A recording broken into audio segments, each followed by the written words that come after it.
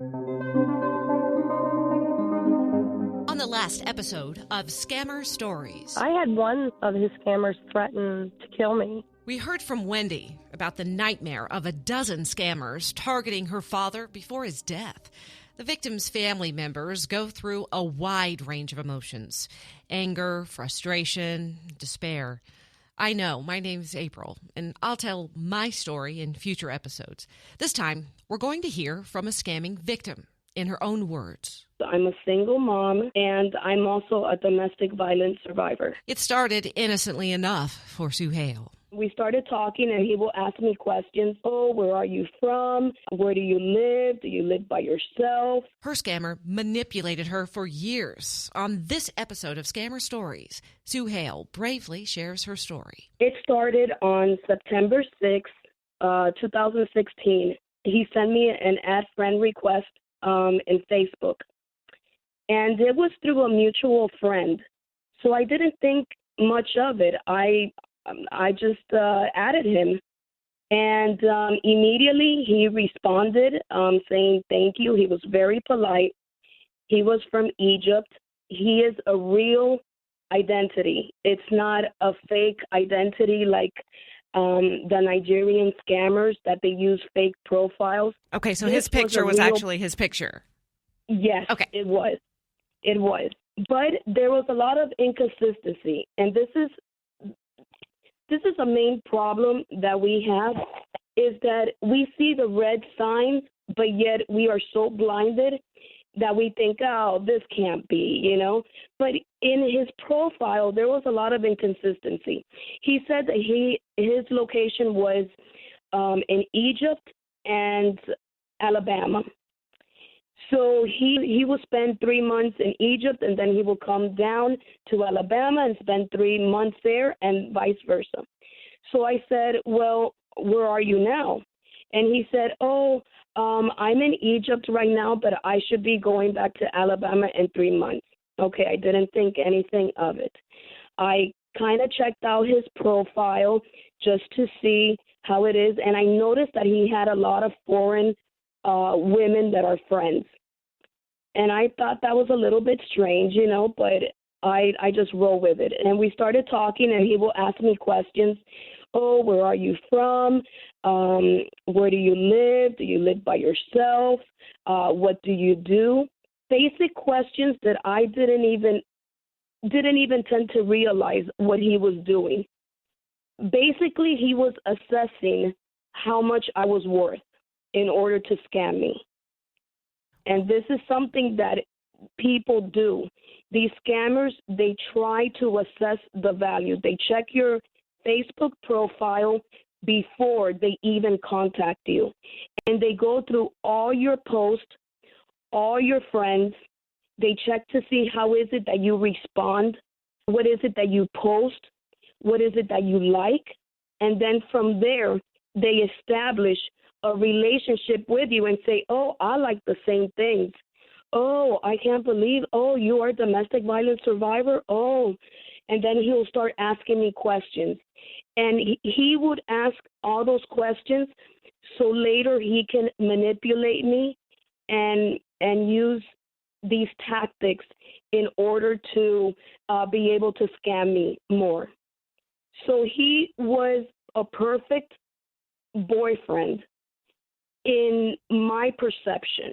Very flattering, too, I'm sure. Yes, he was very flattering, very charming. And the problem is that when I spoke to other victims of his, they said, and I told them, how was he with you? And they explained to me how he was. So he will be the perfect person to each perception of every woman, what they needed, what they wanted in a relationship. He will be that person. So he will give you that sense of security. He will be very patient. He told me one time, I am a very patient man. I can wait for years. That's how patient I am.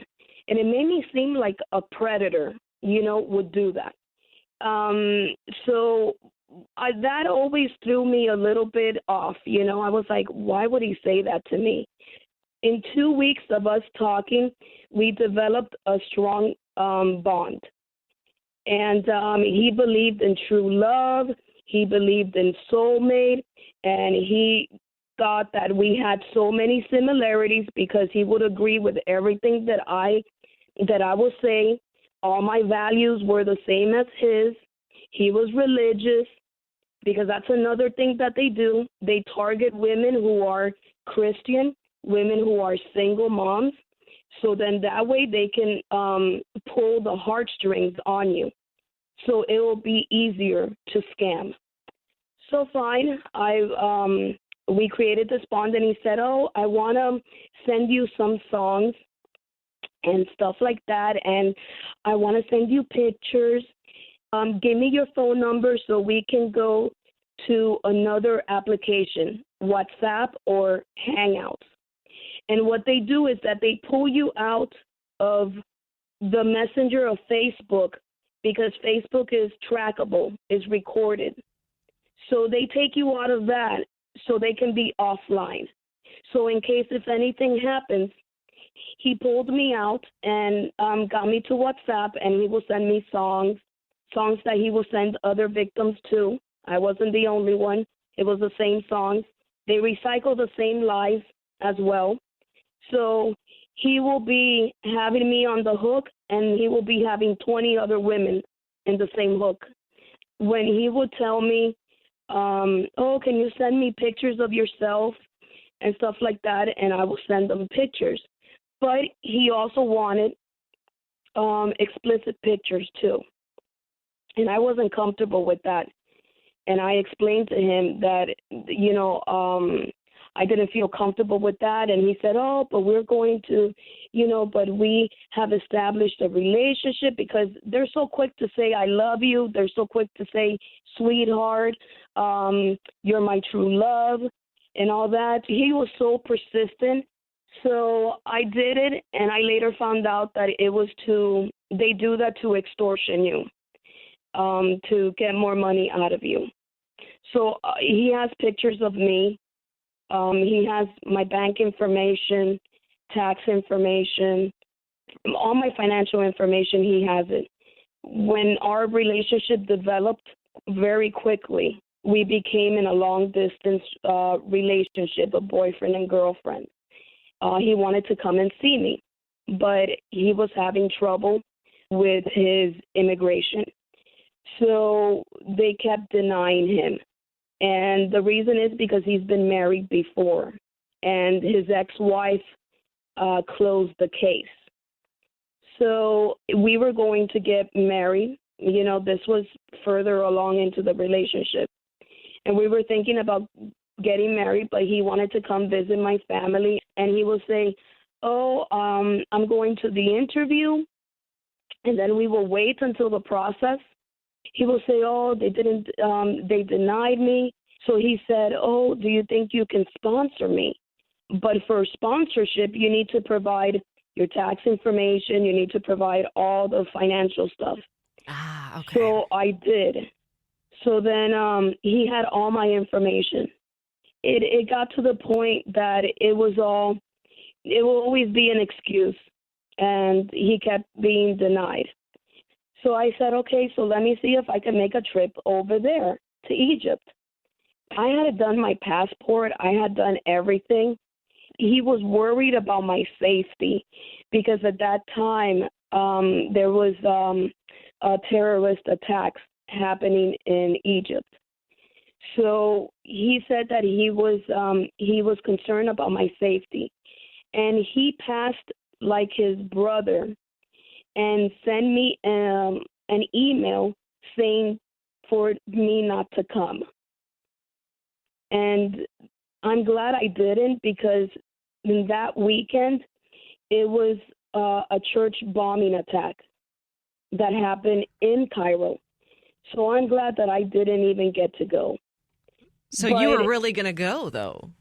I was really going to go because, April, I'm the type of person that I have been through relationships, and this has been the first time that I have done an online long-distance relationship.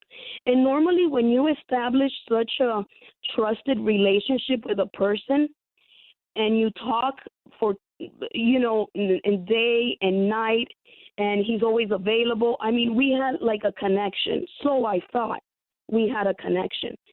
But the problem is that I needed to see the person, He was having problems coming down to see me. So I said, okay, so let me go to see him because I want to make sure that the person that I'm going to be with is the real person, So when other people have long-distance relationship, they visit each other.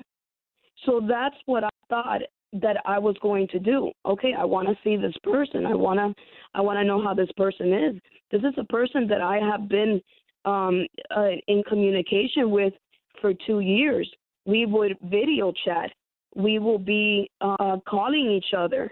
It will be day and night at all kinds of hours. He will be available for me. But when he will send me pictures, because he said that he was a cafe owner, and he also was a diving instructor. And when I saw his immigration papers, okay, I saw that he had done his previous jobs, that he was diving instructor. And he would say all kinds of excuses. My cafe just burned, and then he will send me pictures of it. And I will reverse the image. And I noticed that the image was a fake. Was that your first big clue then? That was my first big clue, that I started noticing that the images that he will send me will be fake. So I will get upset, and I wanted to know what was his response. And he will tell me, I don't know what's going on. I think the pictures are being pulled from my phone into the internet. I'm not stupid. That did not register with me, And I started noticing that the pictures that he will send me, like every day, will be the same pictures that he sent me months ago. And I said, this is the same pictures. In the back of my mind, I go, oh, my God, what's going on here? And he will always have an explanation for everything. One time I called him on the phone, and he always said that he had problems with the internet, and he had problems of video chat because of the internet connection that they had back then. And I noticed that in the middle of the night, he will be online. And I will tell him, why would you be online in the middle of the night? And he says, I don't know. Friends have told me that they say that they see me, and I'm not online or anything like that. So I'm here like, okay. He will be always saying excuses. And one time when I called him, I will be having a conversation with him, and it will be canned responses. I think I spent 15 minutes listening to him saying the same responses. It was like a playback recording. So I asked him what was going on here, and he didn't say anything. He kind of like changed the conversation because we also had a language barrier. His English wasn't that great. So he always had like a little bit of problem with the English. But now thinking back, I'm here thinking that maybe he just did that just to say that to me, that he always had a little bit of a language barrier, but he understood perfectly. He would disappear for a couple of days when he knows that I am onto him, or when I'm asking him something. Then he will disappear for a couple of days, and he will be like, I had a family illness, or he was sick, or there was a death in a family. So it was always a tragedy or a sickness. When I wanted to do a care package for him for Valentine's, and he gave me his real address. and I sent him a little care package and stuff like that, and I sent him a watch. But he's such a picky person. He wanted to see the watch, and he says, "Oh, but I'm a diver, and can you?" So he picked an expensive watch, and he will pick stuff because he says that in Egypt everything was it will cost more, and they didn't have Amazon there.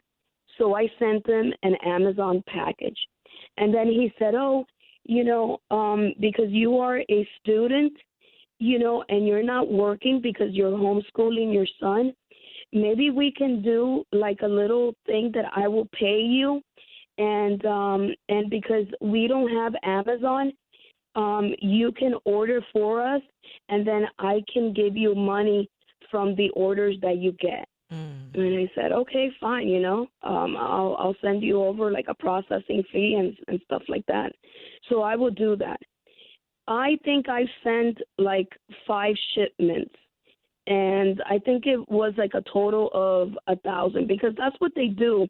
They give you little transactions so it cannot be traceable. He will tell me after I will send him the invoices, and he goes, "Oh, I'm having troubles sending you money because there is a problem here with Egypt, that there is a crisis and they're not sending money out. They can only be sending money in. So the bank refused for him to send me the money to pay me back." So he said that he was going to get a friend of his that lived in the United States to deposit that money to my account. And I said, "No, I'm not going to let you do that, because I don't know that friend of yours, and I don't feel comfortable with that friend sending me a deposit into my account. If that friend sends a money into my account, I am going to report it as a fraud." April, if I didn't do that, I would have been involved in a mule scam. Because the money that they will send is money from other victims. And when that victim finds out that it was a scam, they will report it, and it will come back to me. Not only will it come back to me, but I will go to jail as well, because it will not go back to the scammer. Everything falls to me, and I wasn't going to let that happen. And that's what happens with other victims, that they become mule scam. And they send the money back to the scammer. And it goes, the bank gets the money out, so you owe the bank all that money that you sent to that scammer. So, and they get jail time. And these are things that I started seeing too late. I was already invested. I had dished out basically throughout the whole period of the 2 years, basically $4,000 I have dished out on him. And he said that he was going to pay me back, and he never did. And it was always an excuse. When he decided that I didn't have any more money, he sent me a message posing as his brother, saying that he was involved in a car accident and that he passed away. Oh my and gosh. Because yes, and that he passed away. I think I was shattered. I cried. I didn't sleep. I didn't eat for 3 days.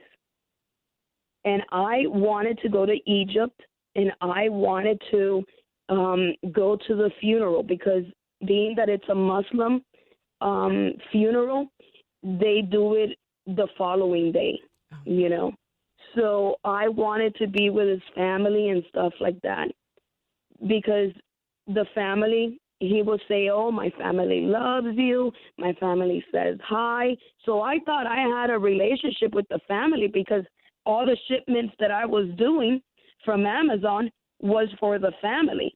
So I thought that I was talking to the family. And when I later find out, the family didn't even know about me. That's later I find out. So I'm here like, oh my God, okay, wonderful. I don't know who this person is that I've been talking to for 2 years. So I decided to look at his Facebook, and I saw that he was still, that his Facebook was still on. So I'm here thinking, I'm surprised why his family hasn't put that he died or closed his account. So I decided to contact one of his friends that he said that when he had come down to the United States, she was the one that he stayed with because his ex-wife at that time, her family was racist towards Muslim. So, and he came down and he gave money to her family. So I thought. And his ex-wife was a horrible person because she cheated on him with another person. And, he was heartbroken. So all that he told me. So I contacted his friend. And I told him what happened, that I was the fiance, and that I found out, I received a message that he had died. She started to cry. This was a friend that he has been talking to her for 10 years. We started talking, and she goes, but wait a second. When was it that the brother sent you this information? And I explained to her, it was on Friday. And she says, but wait a second. I received a message from him on Sunday saying Happy Mother's Day. Wow. Okay, so this was a real friend. Like, this lady was a real woman. Yes. Okay. This woman decided to say, I want to know that you are the real person you say you are, because how do I know that you're not telling me lies? So we did a picture swap, holding a peace sign, so that way she can know that I am the real person. So she started asking me questions about the family, about him, about everything. And I was answering that to her. And we both started comparing the lies.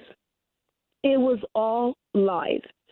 He was telling her the same thing he was telling me. He wanted to get married with her. He's been at it, that he says that he was going to come down to the United States to visit her. He never visited her. He never stayed with her. He never gave her money. He never helped her. So all of it was lies. I shared with her all the text messages that I had. So she decided to text message him to see what happens. And he text messaged her back. And she said, I received a call from somebody named Suhail Diaz. And he said, ignore her. Don't answer her. She is stalking me. This woman wanted to come to Egypt because she wanted to sleep with me and she wanted to marry me. And you know that I am the type of person that I cannot sleep with any woman because I need to love that person. If it was in April because I sent all the text messages to that girl, she would have believed all the lies that he would have said. She was in it for 10 years. She was in it for 10 years. Finally, when she spoke to him, he said, I posed as my brother, and I told her that I died because I wanted to get rid of her. And the girl, the friend said, and that's how you got rid of her, by telling her that you died? And made it seem he downplayed the whole relationship that I had. He downplayed it. So all the money that I gave him, everything. He never put not one cent towards me because he couldn't. Egypt was holding the money. So in the 2 years, I dished out $4,000 and he didn't dish out nothing. When I decided to contact his ex-wife and I found out all the lies that she was getting married and he was calling her because he told her, I will forgive you if you come back to me. She goes, I am getting married. He will call the husband to be and started threatening him that he was going to take him to court because he was taking his wife. And I said to her, how was the relationship when you were with him? She said, I spent $8,000. I was doing the immigration papers. I was married to him for 5 years. I visited 3 times Egypt, and every time I would visit, he would lock me up in the room because he was concerned for my safety. Oh, my. And he will get her ATM card, and he will leave. And she said that sometimes she will feel very groggy, and she will sleep for hours. And that was every single time that she came up. So she was the one that was giving him the money. So what she decided to cancel the immigration case when he started threatening her. And he started saying, well, I'm not going to go visit you because he said that he was in Florida. And it was a lie. He never came to the United States. And he said, oh, I'm here in Florida. And she says, oh, okay, well, let me visit you. He says, no, I'm not going to let you visit me until you fix the sponsorship. Once you fix the sponsorship, then I'll come and visit you. So that was the way that he would try to manipulate her. And she decided to cancel the case because she thought that he was very ungrateful. And I feared for her because the problem is that in Egypt, the woman is like property. And she said that if she would return to him, let's say if she would disobey him, she will be killed. Because over there, if you disobey the husband, I think there is like a death sentence, you know. So I said to her, well, I am glad that you didn't return to him. Now, she almost did because he will keep at it. You know, he will be still talking to her and trying to wrap her in. Because these people pry on victims who have been previously abused physically, emotionally, people who have been in domestic violent relationships. So it's easier to pry on people who have low self-esteem, or they will use these manipulation tactics in order to control you. They are the type of person that they will be involved, okay, in your life, in your family's life. He will be controlling every situation. He will be controlling the friends that she will see. He will be controlling, he will be friends with her friends. He will be talking to her family. So he created the sense of trust. So it's easier to control on the victim. When you are in a violent relationship, you start to trust on your manipulator. And this happens when people are very low in self-esteem. They don't have the confidence to stand up to the manipulator. She found out that he had secret accounts. He had fake profiles, and he was talking to 20 women at the same time. He had them on the hook, and he was offering them marriage. They will be sending him money, and they will be, same situation with me. It will be the same situation.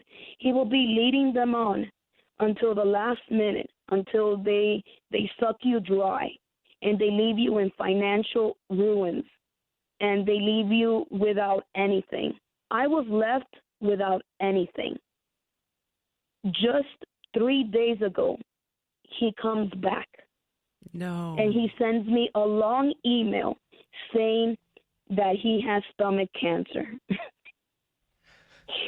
That he had stomach cancer and he was on chemotherapy for 3 months in the hospital. And that he didn't want to tell me because he said that I wouldn't be able to bear it, that God knows that I am a good person. You must think, you must hate me. I just want for you to forgive me because we had so many dreams together.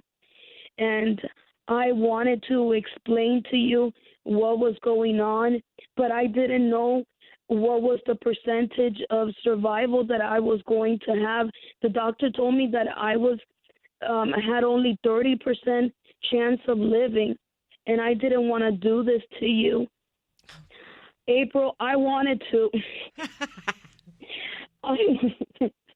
So many things ran through my mind that I wanted to do to this person, because how dare you come back to re-scam me? I wanted to say thank you to Sue Hale for sharing her story. It's difficult to get people to grant me an interview. They're often embarrassed or ashamed. Sue Hale feels passionately about sharing her story to help others. Another reason victims are hard to reach for interviews is they're leery, and it's for a good reason. Their accounts are locked down and sometimes deleted even. If you have a story to share, please message me on the Scammer Stories Facebook page or scammerstoriespodcast@gmail.com. I've also had some very interesting back and forth with scammers. They're not happy that I'm doing a podcast on this subject. Coming up on the next episode of Scammer Stories, we'll hear from a leading expert on how to avoid scams, what to look for, and maybe a story or two on how he scams them back. Until then, please subscribe and give the podcast a review on iTunes, Stitcher, or Spotify. It's the only way we can reach others. See you next time, everyone.